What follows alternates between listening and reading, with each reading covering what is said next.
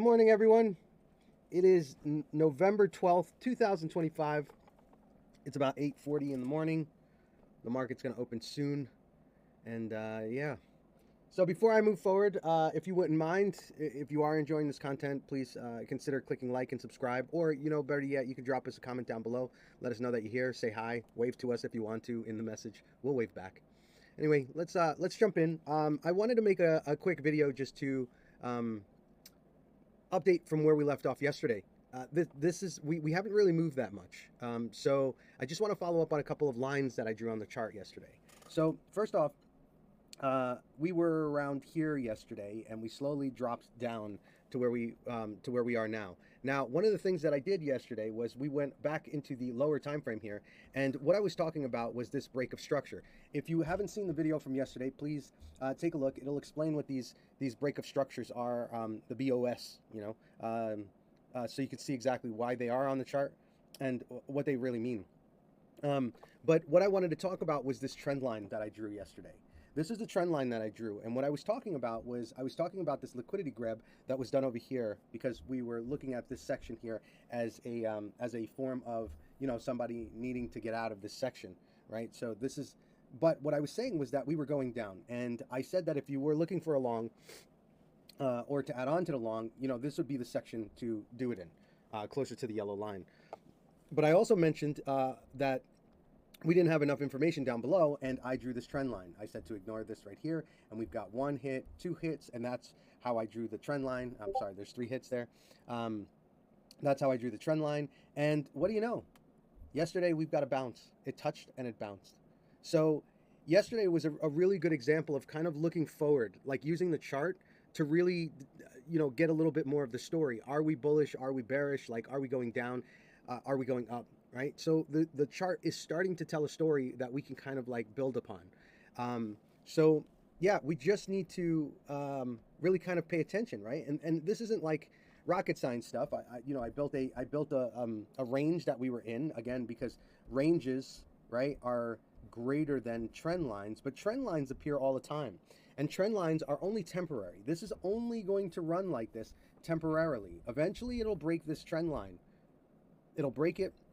And even if it does go up and it rips up, it'll eventually break that structure. So this is just helping us kind of like guide the story along. Now, what we're looking for is we are looking for this structure to break. We're looking for this to come higher than this, touch down, revisit, and then break up for this section. This is ultimately the target right over here that we're aiming for. And again, the reason why is because if we zoom out, if we go over to the 12-hour, there we go. If we go over to the 12-hour, it's really this that I'm looking for it to hit. So if we can work our way back up, tap this trend line, which is what I'm looking for, and then break up here, then yeah, we then wipe this guy out right over here. Right? Ultimately, I'm looking for this one. This is the top right there. But yeah, so I hope you're starting to see a little bit more as to how these charts and these candles really can tell you a story that you can work on. And it really does start with a range. Now, if we jump over to Ethereum, you will see we also put a trend line in here as well, and the trend line hit. We've got these hits here that are going. So if we break this right here, this is a break of structure. Based on what we were talking about yesterday. Now, we made it on Ethereum, we made it on Bitcoin, but if we go down to a lower time frame and we go look, we're going to look for that cliff. And here it is. Look, it's almost kind of like a rainfall. It's a rainfall of cliffs that are here. But this is the structure that it needs to break, right? So if I were to grab this and grab from here and I pull it over, you can see we broke the structure. Not only did we break the structure, but we came back and we are retesting that. Now, could the line be off a little bit? Sure, it could be off. So what you do is you just adjust it. Excuse me. You just adjust it.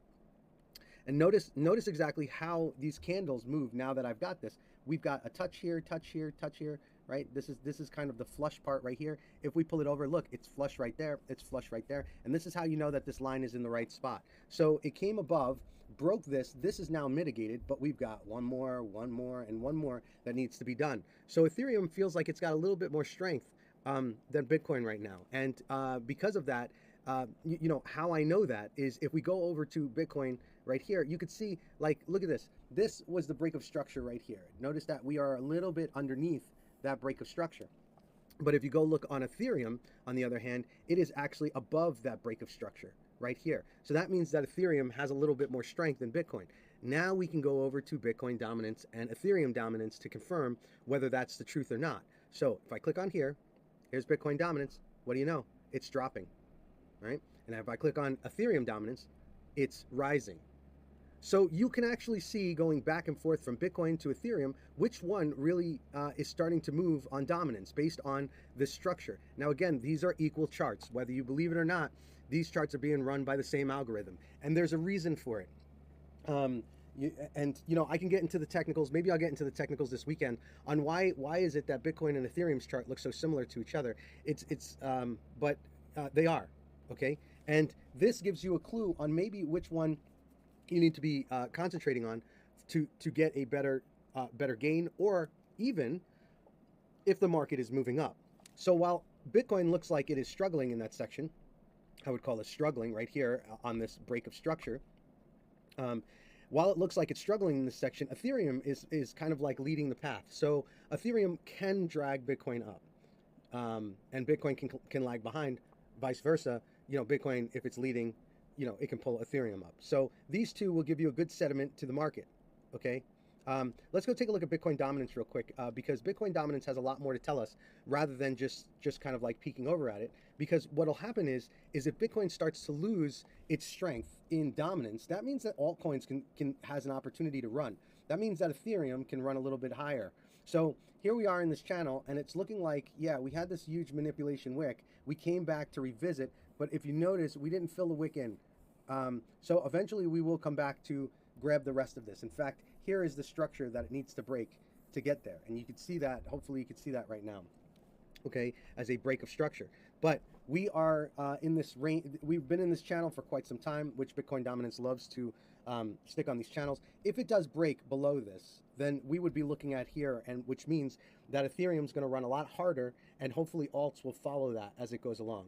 So this will give us a clue as to what's going to happen later on. So right now, that's what we're looking at. As far as the plan goes, again, you know, again, everything is the same as yesterday. I am looking for this section right over here. I'm looking for this to come and it to go. Now, this trend line is going to be a form of resistance in some way. So if it does come over here and it hits this, what I was hoping for is that it would hit this, you know, struggle a little bit and then bounce up above. But this is it. We are so close to this area that it can actually ignore this trend line a little bit and kind of like poke over as kind of like a wick, right? So anyway, so that's that. That's what we're looking at. There's one other thing that I would like to say. Now, mind you, I'm making a lot of these videos because I want you to see how I'm looking forward in the chart and how I'm making my decisions. Because, again, this is also my trading journal that you're seeing. You can learn from everything that I'm presenting to you. And also, you know, I am live trading. Okay, so I am in these positions. These positions are running. And if you notice, it's been running for days. Okay, I've tapped in a couple times. I was going to add on to my long right over here, but I decided not to. I don't want to really stress out about this section yet, right? My rule really is that if we come lower over to this section, then I will add on to my long. And if we get up over into this section, then I will take profit. So I made a plan already, and I don't want to deviate from my plan. Even though I probably would have been able to tap it a couple times, it's important that you stay disciplined. So while I'm making these videos and it seems like it becomes repetitive, I am showing you the way that these charts are actually speaking to me on a candle basis. And the truth is that if you want to get, if you want to move in this space, you want to be able to make money in this space, be successful, or, you know, even try your hand at it, you have to show up at these charts. This can't look like the Matrix. You know, you can't just guess on a hunch. Everything here that I'm showing you is what the charts is saying out loud for you to see. No news. No anything, you know, volatility will kick in eventually, and, you know, hopefully you're in a good position for it. But what I'm not doing is I'm not FOMOing into any positions. I'm everything that I do is planned. Everything that I do is planned, and it's planned way in advance. And that's something that I would love you to just kind of like get that grasp on while looking at these charts. I show up to these charts every single day.